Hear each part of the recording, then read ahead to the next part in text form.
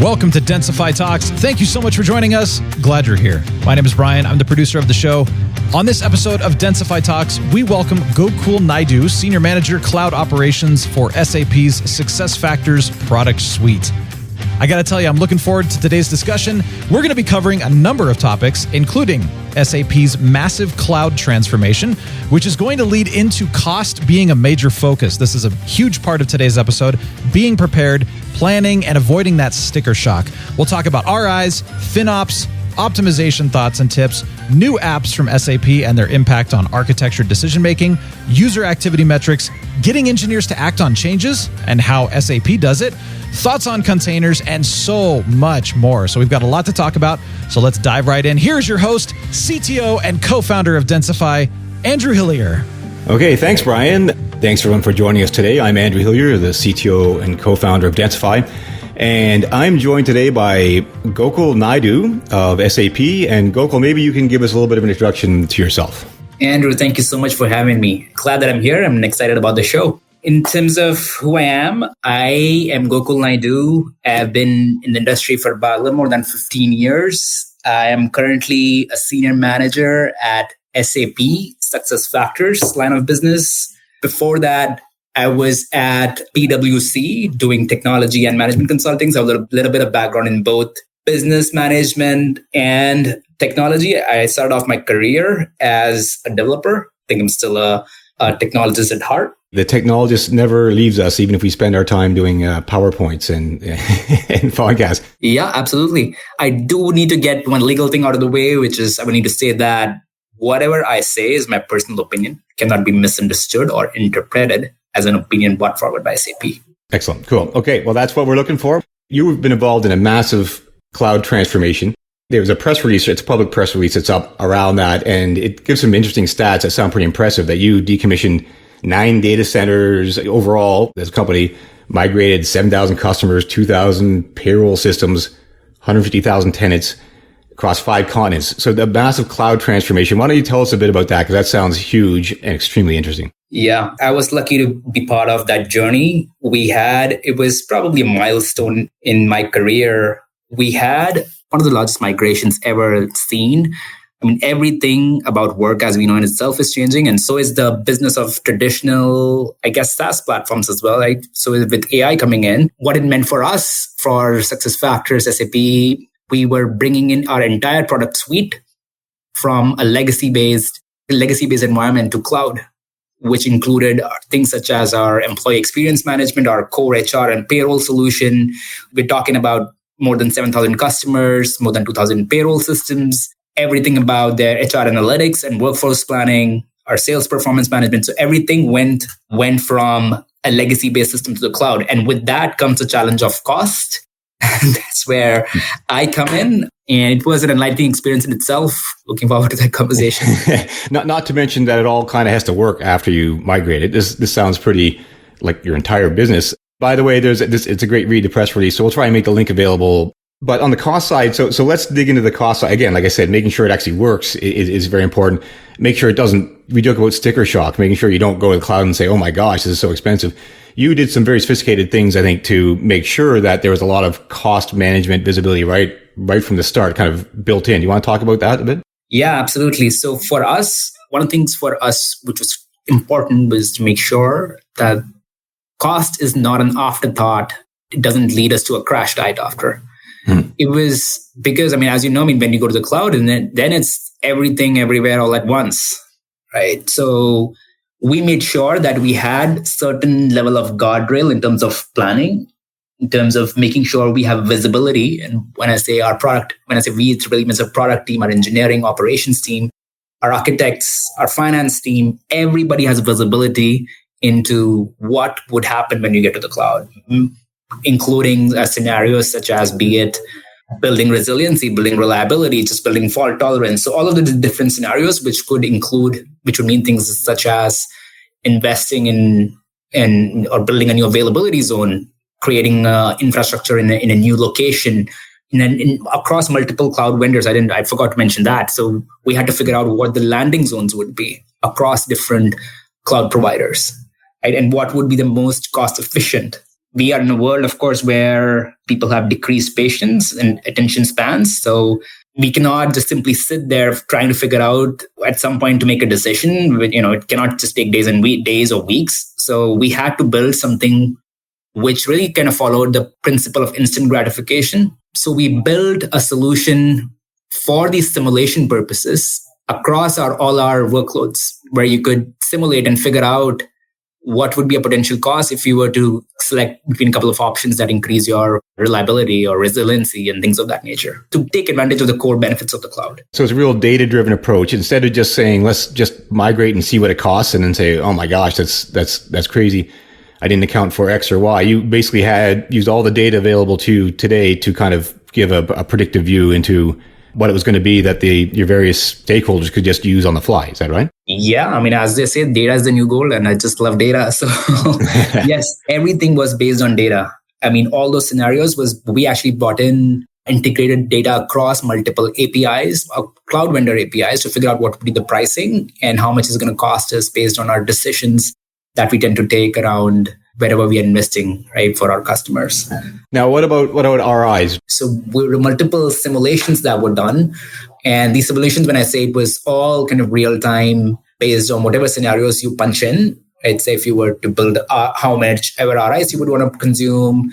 And for our different solutions, including things such as how much would it cost pay as you go if we run for a certain time and pay as you go versus RI. So all those kind of different nuances of cloud and its costs were brought to the table before eventually we made the decision. That's super cool because it's in such stark contrast to I think the experience a lot of people may have had in moving over, where it's just the complete unknown. So, and it sounds like it was a big success. I mean, there's actually a press release on your website about it. So it sounds like it was controlled, regarded as a success. Is that a fair statement? Yeah. So we had to really do things from the ground up in terms of when we are moving to the cloud, right? Even creating the metadata framework, like tagging. I mean, who knew people could struggle with tagging? Mm-hmm. We had to figure out a way on how our metadata framework will work in cloud. I mean, I was lucky to be part of an amazing team that was really proficient in helping drive some of these conversations to closure as we're moving to the cloud, right? Especially with the pressures of moving to the cloud. But yeah, we build a solution which works in terms of our tagging infrastructure and how that would work as well to really bring together a real end-to-end insight of how much would it cost us and how could we track and make sure that we stay on target and right to avoid that real sticker shock. It's a great point. Tagging is such a big thing because I mean it's such a not big thing yet it's so important because I think the challenge is once you throw it out in the wild with bad tagging, you can't really fix it because it's not tagged anymore. So it's kind of lost, undescribed or whatever. So the fact that you did that proactively is big as well, because I think everybody struggles with tagging at any point in the life cycle. But if you get on it from the start, that seems like the best way to go. There were certain things that were really kind of MVP for us, and tagging was one of them. There is a certain level of tagging compliance that one should have in their environment, right? And we made sure that we have some sort of a method to the madness in terms of how metadata framework or tagging would work, even be it pre-tagging or post-tagging, to make sure we understand where is our dollar being spent. We'll see cases where there's a huge optimization potential for an instance. It's way too big or it could be newer or whatever, but nobody knows who to contact to actually make the change. So it's pretty fundamental. So that's great. You do the transformation, you get everything in the cloud. Now you're running steady state. And of course, you want to make sure it stays efficient and make sure new stuff is efficient. So let's talk about FinOps for a second. As far as FinOps practice, how that works for you guys, what your role is in that. Maybe you can talk a little bit about that. From the ground, one of the things that we have done is make sure there are KPIs and metrics associated in how we look at. We defined our North Star on what we want to do, what is our, as a company, what is our eventual North Star or goal look like. As a SAP line of business, we have a community within our organization as well, which just focuses on the FinOps culture and the methods and practices around it, right? It cuts across all lines of business. And yeah, we do share our practices across a line of business in terms of what that FinOps practices are, what kind of KPI should we look at. We do have common tooling and everything developed to look at our metrics and practices. Some of these our KPIs are shared across our teams. It's so that it almost becomes competitive in itself, right? Because when we have that kind of competitiveness, then everybody it's in the best interest of the company as well to bring the best in terms of maybe things such as, how good is your RI utilization? How good is your efficiency in terms of reducing wastage and things like that? Just a basic thing, right? Which is as good as brushing your teeth, but those are like fundamentals to make sure that you're maintaining a good bottom line for the business. Yeah, I mean, a little competition is always good. We see that in other places as well, where there's like leaderboards or an efficiency index, or at the other end, the shame back. I was on a call this morning talking about this, where can we just talk about, for people who are sitting on actions that haven't been taken, can we kind of add up how much money you've wasted the company and put you on a leaderboard because you're not acting on things that are better for the whole company. So there's all kinds of, the competition side of it is always kind of interesting how that happens. So there's the kind of the overall efficiency and how people are doing it. And there's right down into the tactics. Let's talk for a second about the more granular resource optimization. So, we talk about this all the time, things like terminating things that aren't doing anything, or downsizing or modernizing.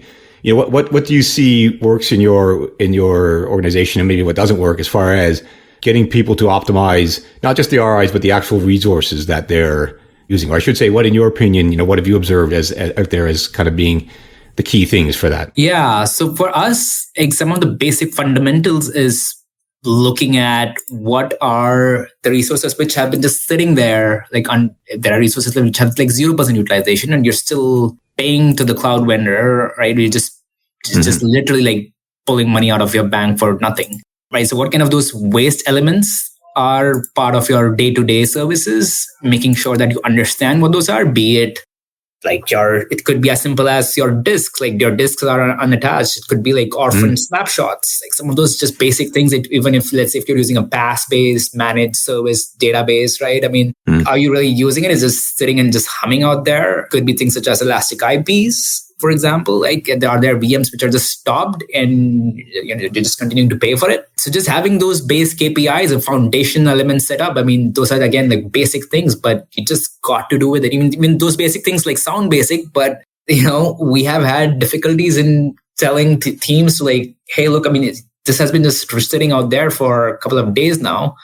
Why don't you just simply switch it off? And you're constantly chasing people down around these things, and they're all busy doing other things, and it's a real challenge. So instead of us chasing, we let the systems to do it. So we have anomaly detection set up where if they don't do it, they don't switch off something, they will get emails, and so do their bosses, and eventually after a certain number of days, their leadership starts getting emails. So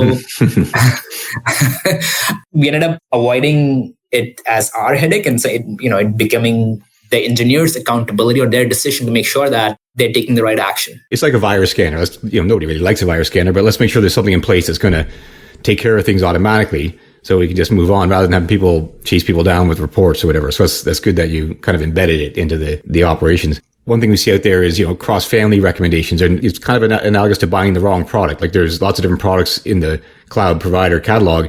Are using the right one or the best one? And that, I think you've experienced that as well in your company. We, especially around right sizing, since we have our own custom applications that we sell to the market, right? And our own applications sell to the market, right? So we kind of started to look at applications which are generic in nature, which are more kind of third party, if you will. This example, I would say any open source, Redis, for example, right? So that is something which is standard. It has tried and tested in the market. We know for a fact that the utilization patterns that we see is telling us to right size it, go to a lower SKU. Right? You probably need to switch machine generations as well. Engineers don't really have to spend a ton of time doing testing and make sure it works, and assess if that has an impact on their code. That's that's initial step in itself where you could immediately take some action. And then maybe secondary is going to systems such as our dev, QA, and start there before we eventually go to the prod. Typical steps that we would look at. And then, of course, you're looking at the criticality of the application. If it's a low risk application, doesn't really have, impact our customers as much, then that would be, again, a type of application to tackle. Even different policies between different operational environments. So you can squeeze the dev environment more to be more efficient, but the prod, not in you, but in other customers where we see, for example, the SAP workloads, they're considered critical and you don't squeeze those down so much. Even to the point where I guess, you want to synchronize so that they're all set up. Sometimes you set them to the same level, even if they're not using that full amount, just because you want the configs to be more aligned across the business services. So you don't have different one-off configurations everywhere.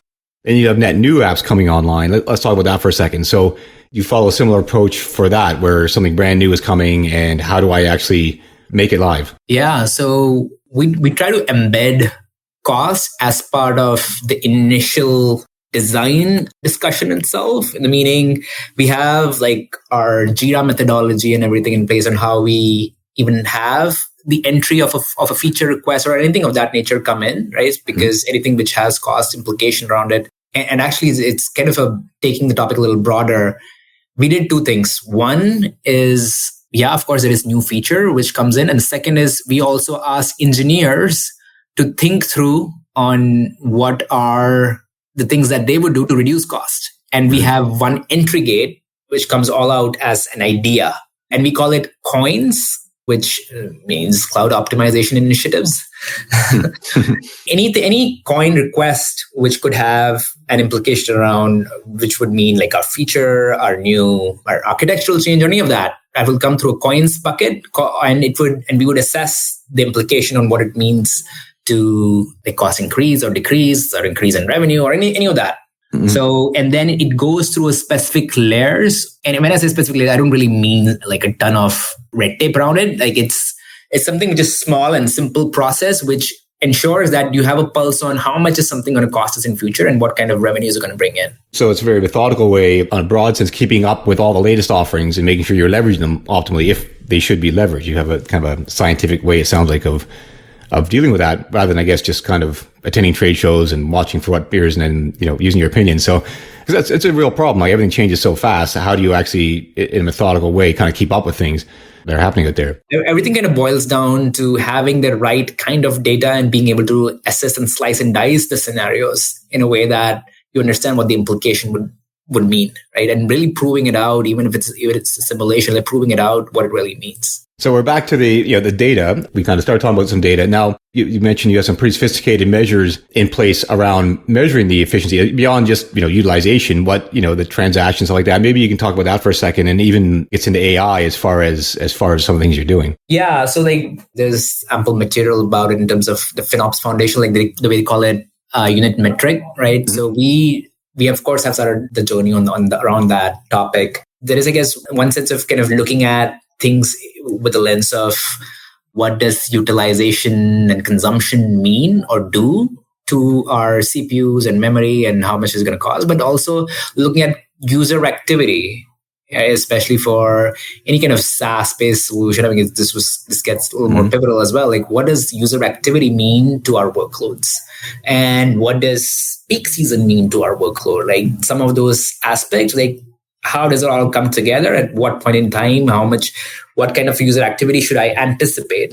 And building a metric around your user activity. So I guess ideally, even going back to the migration stuff you're doing, if you can say, I want to stand up a service that supports this many transactions or users, that would be the best way for a line of business to kind of describe what they want to do, rather than trying to express it in raw utilization. Exactly. Yeah. And I have some background in data science. I was able to slice and dice into how does a growth in a workload correlate to our user activity, right? And identifying what is that user activity is pivotal.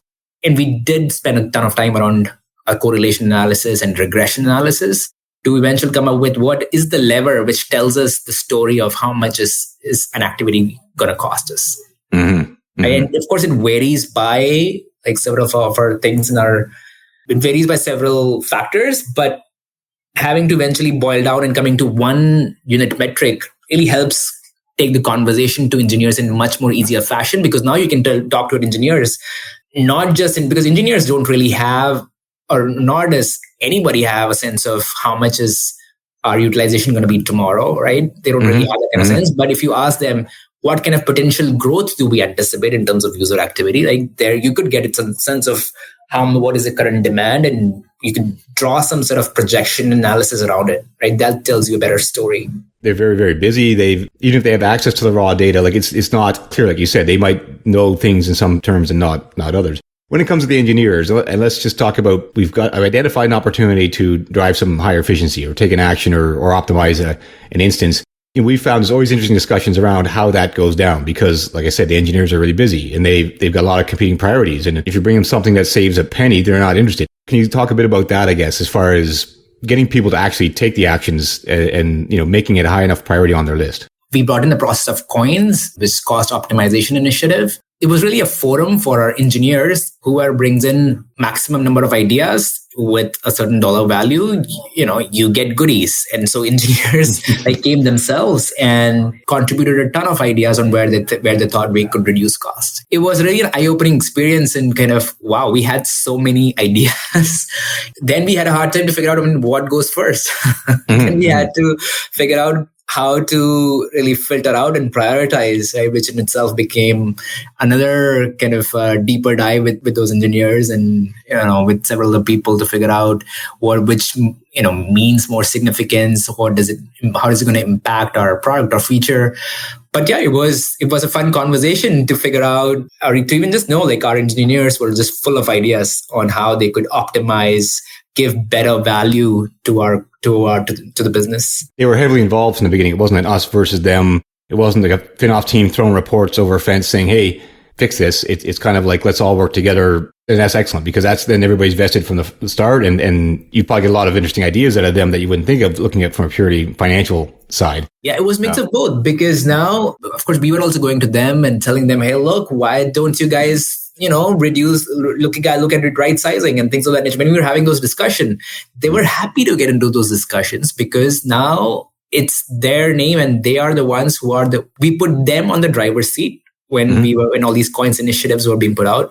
They were the ones who were getting the credit that they were able to reduce the cost. That's great because it's ultimately up to them and you're there to help them, or anybody doing financial analysis of optimization is there to help them make informed decisions, not tell them what to do. And that's beautiful because that's exactly, the way it should work because they're ultimately responsible for the app working. So they could claim glory to the fact that they were able to reduce costs or optimize costs by in the order of thousands or millions, however, but it was their glory to claim. That's great because the attribution itself, that's a whole topic is extremely important because nobody wants to work tirelessly for no recognition. And so, yeah, it's all built right in.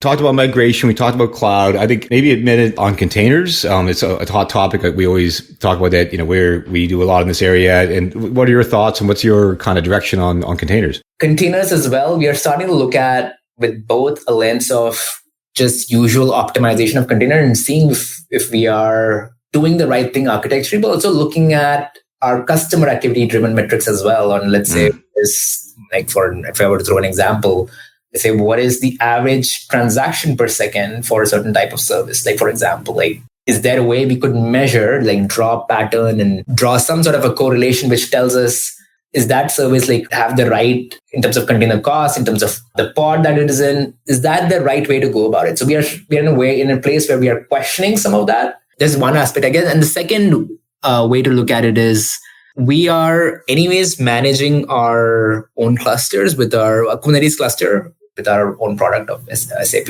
Gartner, which is an amazing product, by the way.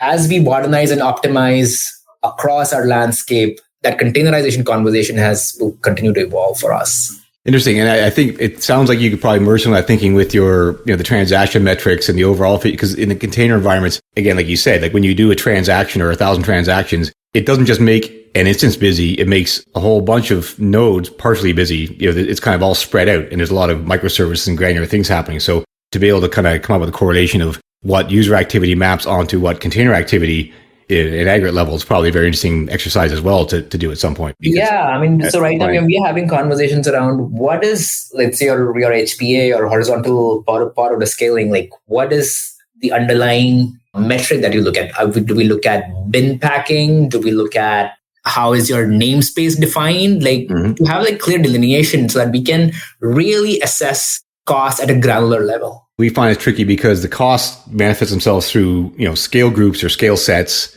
or MIGs from the node groups that are running on them. The node groups all combine together into clusters and it becomes just a really murky area. People just see huge scale sets, incurring a lot of cost.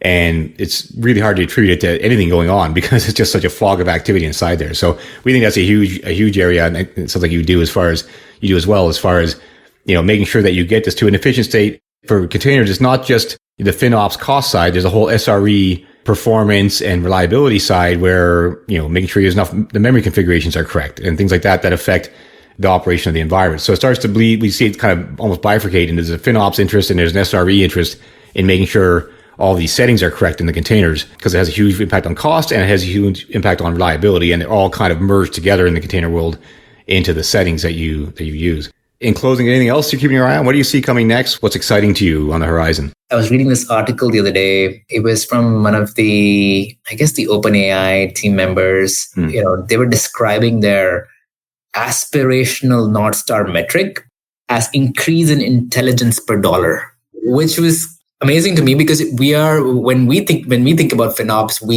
first thing that we look at is KPI and metrics. So I love the fact that they have some sort of a North Star metric defined for us, as well as we adopt more AI, especially in terms of, as we know, FinOps is not just about cost cutting or cost saving, right? It's also about giving value per dollar. Our journey and maturity in terms of our FinOps is keeping that going and that is what is next in line for us. They just continue to mature with coming in of AI and leverage the best of AI to make sure that we are passing our benefit to the customers. Mm-hmm. Yeah, a lot of interesting stuff happening there. And again, with an organization of your scale, if you look across all your different, there's probably a huge opportunity to leverage some of these things for the collective benefit. And back to data, leveraging all the data that's available to really make sense of it. So, AI obviously is a great way to leverage a lot of data in a very meaningful way. It kind of continues that theme of the value of the data itself. Gokul, it's been fantastic talking to you today. I think it's great to hear your tales of migration and optimization and where things are going. And I really want to thank you for joining us today. It was a pleasure. Thank you so much, Andrew, for having me. Andrew Hillier, Gokul Naidu, thank you both so much for a great episode and a fantastic conversation. My name is Brian, producer of Densify Talks. Thank you very, very much for listening and joining us today. We appreciate it. We have so many more episodes coming, so make sure to subscribe to the show if you have not done so already. You don't want to miss out on any episodes coming. We'd love to hear from you, by the way. Densify.com is the website, and marketing@densify.com is our email. Love to hear any questions you have. Send us any comments, and if you'd like to be on the show, let us know. Again, thank you so much for joining us. We'll talk to you in the next episode. Have a wonderful day, and we are signing off.